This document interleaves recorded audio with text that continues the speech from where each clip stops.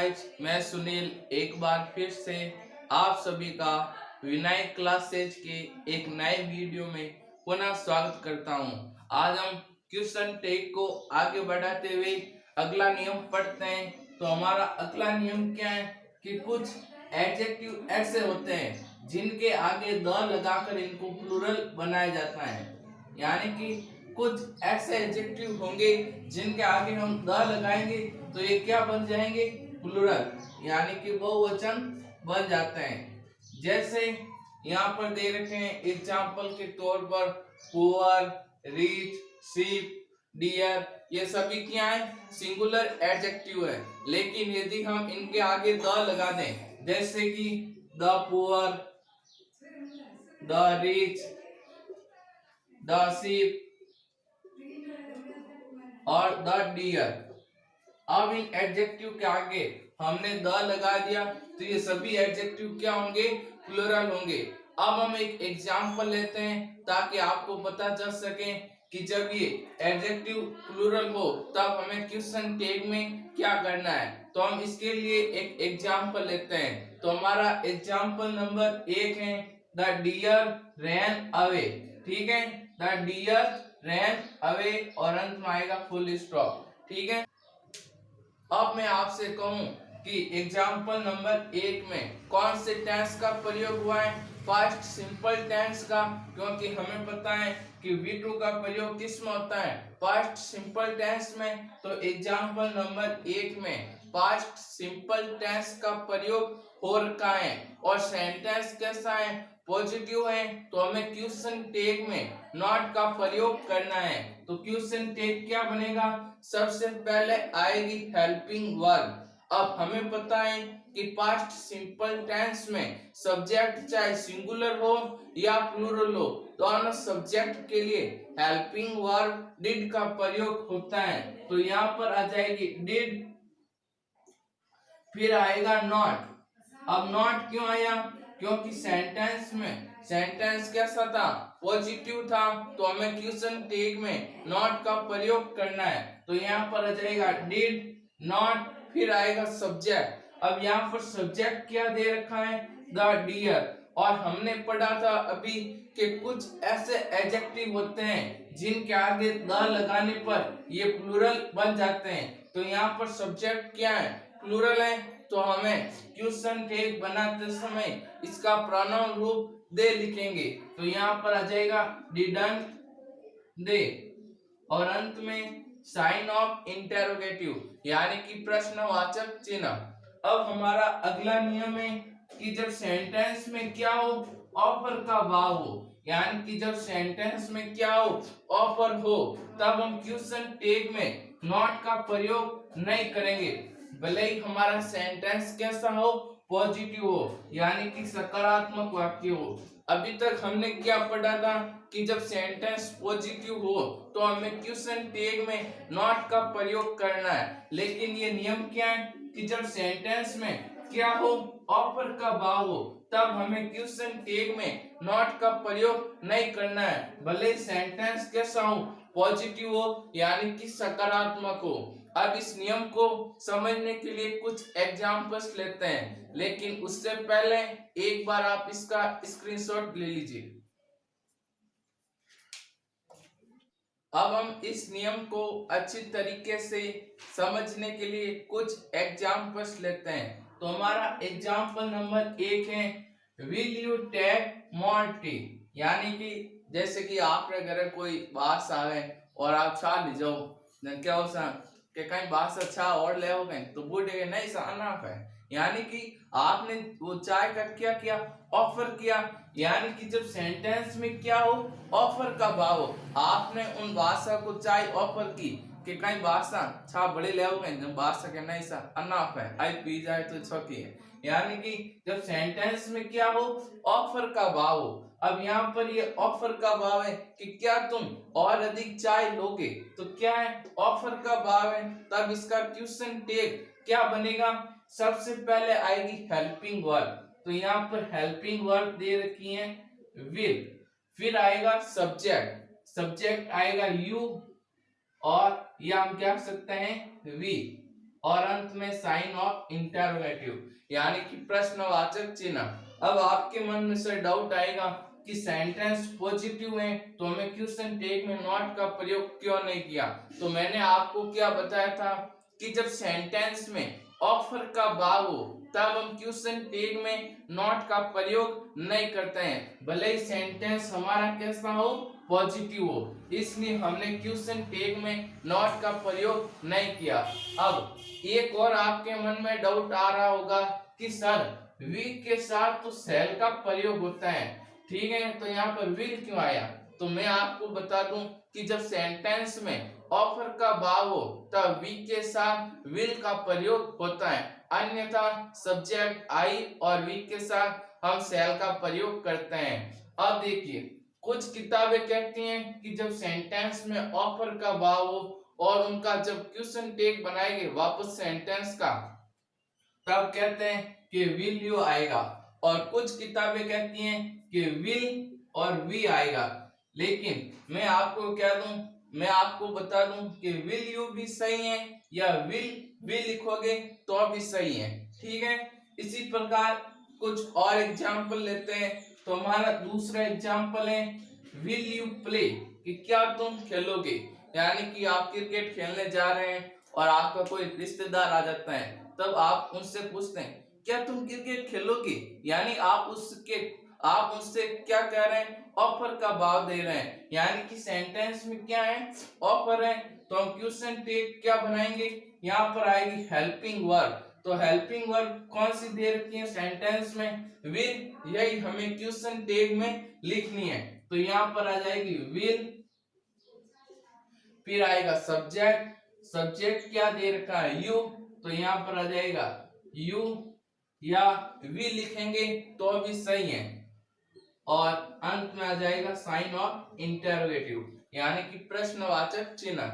इसी प्रकार एक और एग्जांपल लेते हैं कि विल यू टेक मोर काजू कतली, यानी कि थे कटी जीवन में जा रहे हो और उठते पुरस्कार करियो कि नहीं कहो कई भाषा बड़ काजू कतली पूर्व गए तो बेटे होंदे अस्तर तो आयु कहीं है, यानी कि आपने उनको क्या किया, काजू कतली ऑफर की, यानी कि सेंटेंस में ऑफर का भाव है तो क्वेश्चन टैग क्या बनेगा, पहला आएगी हेल्पिंग वर्ब दे रखी है विल, फिर आएगा सब्जेक्ट हमें वही लिखना है जो सेंटेंस में दे रखा है, यहाँ पर दे रखा है यू, तो यही हमें सब्जेक्ट लिखना है, या हम वी लिखेंगे तो अभी सही है, आपका गलत नहीं होगा सेंटेंस, ठीक है। तो ये हमारा बन गया क्वेश्चन टैग। अब एक बार आप इसका स्क्रीनशॉट ले लीजिए, फिर हम आगे बात करते हैं कि इंपेरेटिव सेंटेंस का क्वेश्चन टैग कैसे बनेगा, यानी कि इंपेरेटिव सेंटेंस का क्वेश्चन टैग बनाना।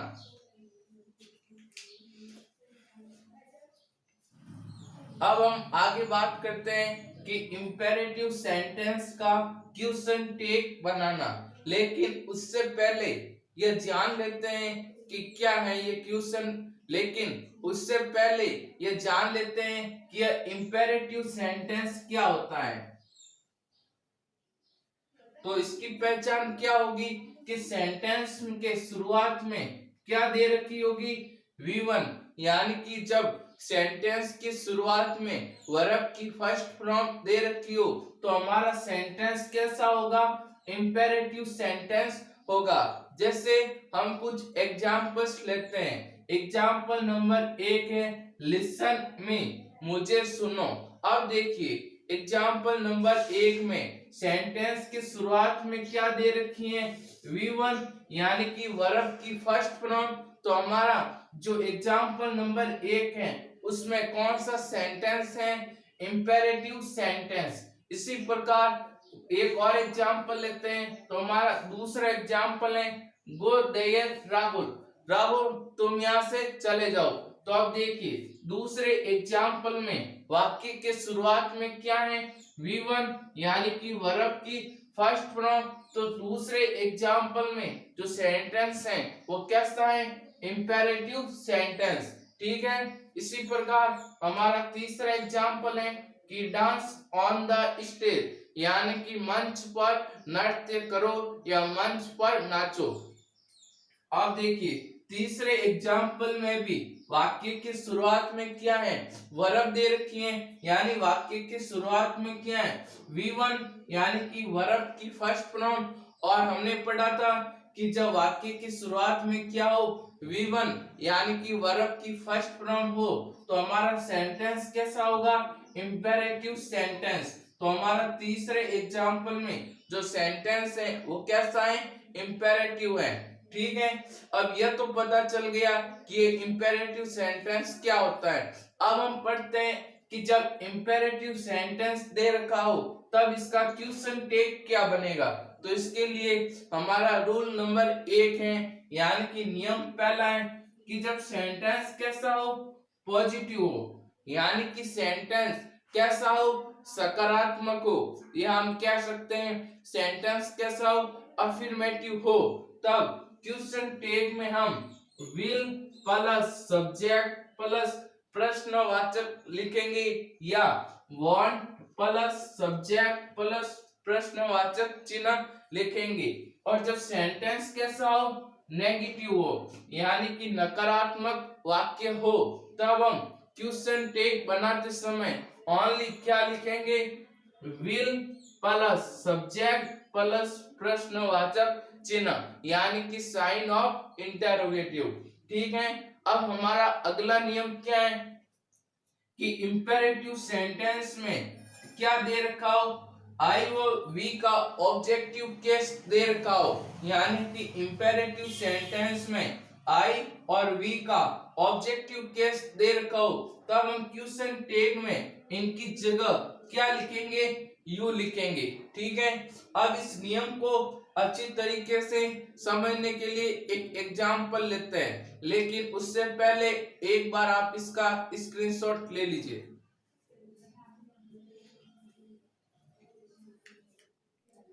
जैसे मैं एक एग्जाम्पल लेता हूं, एग्जाम्पल नंबर 1 है लिसन मी, मुझे सुनो।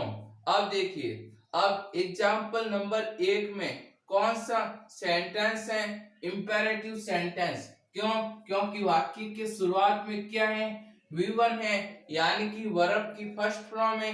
और हमने पढ़ा था कि जब सेंटेंस की शुरुआत में क्या दे रखी हो, V1 यानी कि वर्ब की फर्स्ट फॉर्म हो, तो ऐसा सेंटेंस हमेशा ही कैसा होगा, इंपेरेटिव, यानी कि इंपेरेटिव सेंटेंस होगा। तो एग्जाम्पल नंबर 1 में जो सेंटेंस है वो कैसा है, इंपेरेटिव है।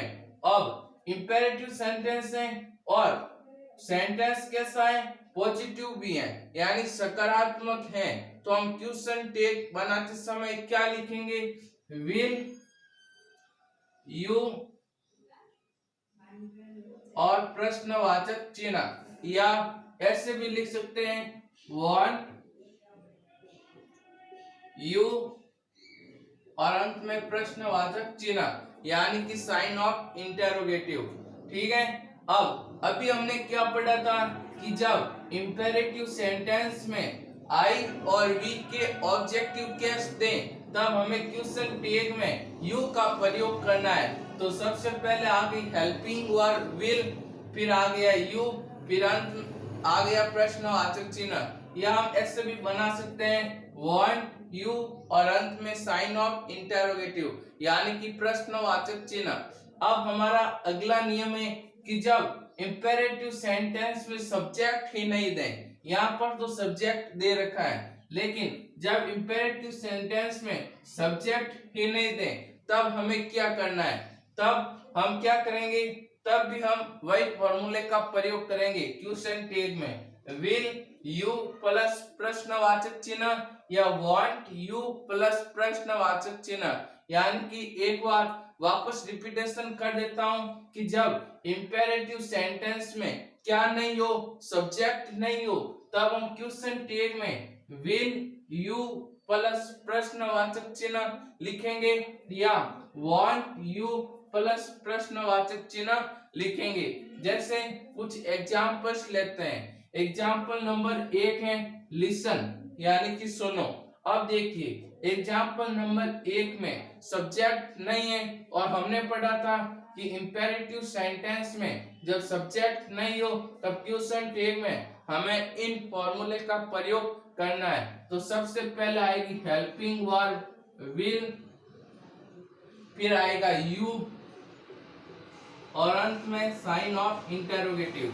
यह वाक्य भी सही है या हम यह लिखेंगे तो भी सही होगा। तो यहाँ पर आ जाएगा वांट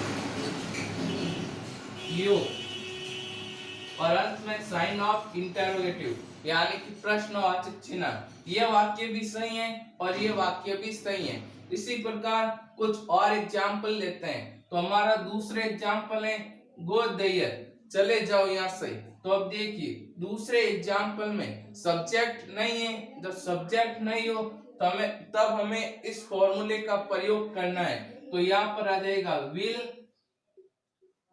फिर आ जाएगा यू, फिर अंत में साइन ऑफ इंटेरोगेटिव यानी कि प्रश्नवाचक चिन्ह।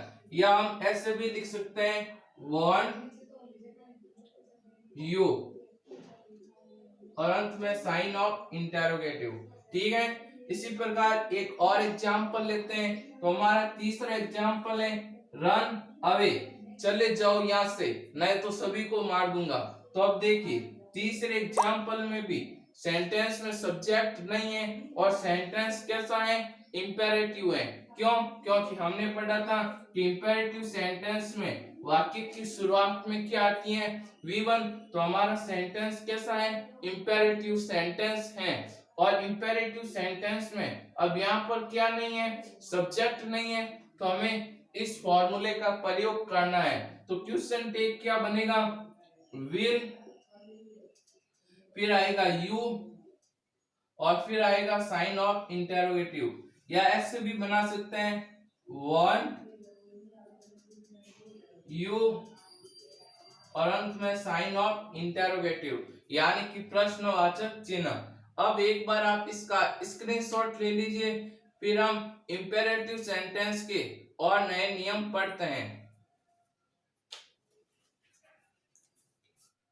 अब हमारा अगला नियम क्या है कि इंपेरेटिव सेंटेंस में जब कोई नेम दे रखा हो, यानी कि इंपेरेटिव सेंटेंस में जब कोई नाम दे रखा हो तब लिंक के अनुसार क्वेश्चन टैग में उसका प्रोनाउन रूप लिखेंगे। यानी कि इंपेरेटिव सेंटेंस में कोई भी नाम दे रखा हो, जैसे मोहन, सोहन, मुकेश, सुरेश, महेंद्र, सुनील, जगदीश, इस प्रकार। और ये क्या है, पुल्लिंग को शो करने वाले शब्द हैं। तब हम क्वेश्चन टैग में इसका प्रोनाउन रूप ही लिखेंगे। और जब सेंटेंस में इस प्रकार के नाम दे रखे हो, जैसे सीता, गीता, रवीना, सुमन, निर्मला, सुरजा, कमला, इस प्रकार नाम दे रखे हो और ये क्या है, स्त्रीलिंग को शो करने वाले शब्द हैं, तब हम क्वेश्चन टैग में उसका प्रोनाउन रूप से लिखेंगे। ठीक है, जैसे कुछ एग्जाम्पल्स लेते हैं। एग्जाम्पल नंबर 1 है राइट राम, लिखो राम। अब देखिए एग्जाम्पल नंबर 1 में यहाँ पर सेंटेंस कैसा है, इंपेरेटिव है। क्यों? क्योंकि वाक्य के शुरुआत में क्या है, V1 है। तो हमारा सेंटेंस कैसा है, इंपेरेटिव है। अब इसका क्वेश्चन टैग क्या बनेगा, सबसे पहले आएगी हेल्पिंग वर्ब। और एक चीज और बता दूं, इंपेरेटिव सेंटेंस है और सेंटेंस भी कैसा है, पॉजिटिव है। तो इसका क्वेश्चन टैग क्या बनेगा, पहले आएगी हेल्पिंग वर्ब विल, फिर आएगा सब्जेक्ट। अब मैंने आपको क्या बताया था कि इंपेरेटिव सेंटेंस में जब कोई क्या दे रखा हो, नेम दे रखा हो, नाम दे रखा है और ये क्या है, राम, पुल्लिंग को शो करने वाला शब्द है। तो हम क्वेश्चन टैग में उसका प्रोनाउन रूप लिखेंगे। तो यहाँ पर आ जाएगा विल, ही और अंत में साइन ऑफ इंटेरोगेटिव। या हम ऐसे भी लिख सकते हैं वांट ही और अंत में साइन ऑफ इंटेरोगेटिव। इसी प्रकार एक और एग्जाम्पल लेते हैं। तो हमारा दूसरा एग्जाम्पल है गो हेयर पवन, यानी कि पवन यहाँ से चले जाओ। अब देखिए दूसरे एग्जाम्पल में सेंटेंस कैसा है, इंपेरेटिव है। क्यों? क्योंकि वाक्य की शुरुआत में क्या है, V1 है और सेंटेंस कैसा है, पॉजिटिव है। तो क्वेश्चन टैग क्या बनेगा, पहले आएगी हेल्पिंग वर्ब, हेल्पिंग वर्ब आ जाएगी विल फिर आएगा सब्जेक्ट। अब देखिए यहाँ पर क्या दे रखा है, सब्जेक्ट कोई नाम दे रखा है, और ये जो नाम है वो पुल्लिंग को शो करने वाला है, तो हम क्वेश्चन टैग में इसका प्रोनाउन रूप ही लिखेंगे। तो यहाँ पर आ जाएगा विल, ही, और अंत में प्रश्नवाचक चिन्ह, या हम ऐसे भी लिख सकते हैं वांट ही, और अंत में साइन ऑफ इंटरोगेटिव। यदि यहाँ पर स्त्रीलिंग को शो करने वाले शब्द दे देते, जैसे सीता, गीता, रवीना, इस प्रकार दे देते, तब हम क्वेश्चन टैग में उसका प्रोनाउन रूप सी लिखेंगे, यानी कि सी लिखते। ठीक है। अब हमारा अगला नियम है कि जब सेंटेंस में क्या दे रखा हो, डोंट दे रखा हो, यानी कि जब वाक्य के शुरुआत में क्या दे रखा हो, डोंट दे रखा हो, और सेंटेंस में सब्जेक्ट नहीं हो, यानी कि जब वाक्य की शुरुआत में डोंट दे रखा हो और सेंटेंस में सब्जेक्ट नहीं दे रखा हो, तो ऐसा सेंटेंस हमेशा ही इंपेरेटिव सेंटेंस माना जाएगा। और यहाँ पर जो डोंट है वो क्या है, वो हेल्पिंग वर्ब नहीं मानी जाएगी। एक बार वापस रिपीटेशन कर देता हूँ कि जब सेंटेंस की शुरुआत में क्या दे रखा हो, डोंट दे रखा हो, और वाक्य में सब्जेक्ट नहीं हो, तब यहाँ पर जो डोंट है वो हेल्पिंग वर्ब नहीं मानी जाएगी, और जो सेंटेंस कैसा होगा, हमारा इंपेरेटिव सेंटेंस माना जाएगा। जैसे कि एग्जाम्पल नंबर 1 है डोंट लाफ, यानी कि तुम मत हंसो। अब देखिए एग्जाम्पल नंबर 1 में वाक्य की शुरुआत में क्या है, डोंट है, और सेंटेंस में क्या है, सब्जेक्ट नहीं है, तो यहाँ पर ये डोंट क्या है, हेल्पिंग वर्ब नहीं है, और यहाँ पर जो डोंट क्या है, हेल्पिंग वर्ब नहीं है, और सेंटेंस कैसा है, हमारा इंपेरेटिव है। तो क्वेश्चन टैग क्या बनेगा, विल यू, और अंत में साइन ऑफ इंटरोगेटिव। अब नॉट क्यों नहीं लिखेंगे, क्योंकि यहाँ पर सेंटेंस नेगेटिव है, इसलिए हम नॉट का प्रयोग नहीं करेंगे। इसी प्रकार दूसरे एग्जाम्पल है डोंट प्ले हियर, यानी कि यहाँ पर मत खेलो, और दूसरे एग्जाम्पल में वाक्य के शुरुआत में क्या है, डोंट है, और सेंटेंस में सब्जेक्ट नहीं है, तो यहाँ पर जो डोंट है वो हेल्पिंग वर्ब नहीं है। ठीक है। और जो हमारा सेंटेंस है वो कैसा है, इंपेरेटिव है, तो इसका क्वेश्चन टैग क्या बनेगा, विल, फिर आ जाएगा यू, और अंत में साइन ऑफ इंटरोगेटिव, यानी कि प्रश्नवाचक चिन्ह। अब देखिए यहाँ पर नॉट क्यों नहीं लगाया, क्योंकि सेंटेंस में नॉट दे रखा था, इसलिए हमने क्वेश्चन टैग में नॉट नहीं लगाया। तो आई होप कि आज का समझाया हुआ आपको समझ में आ गया होगा, और बहुत ही खुशी की बात है कि आज हमारा क्वेश्चन टैग पूर्ण रूप से समाप्त हो गया। तो आशा करता हूँ आपको वीडियो अच्छा लगा है। यदि अच्छा लगा है तो प्लीज दोस्तों लाइक करें, शेयर करें, और हमारे YouTube चैनल विनय क्लासेज प्रिपरेटरी को सब्सक्राइब करें। थैंक यू, धन्यवाद।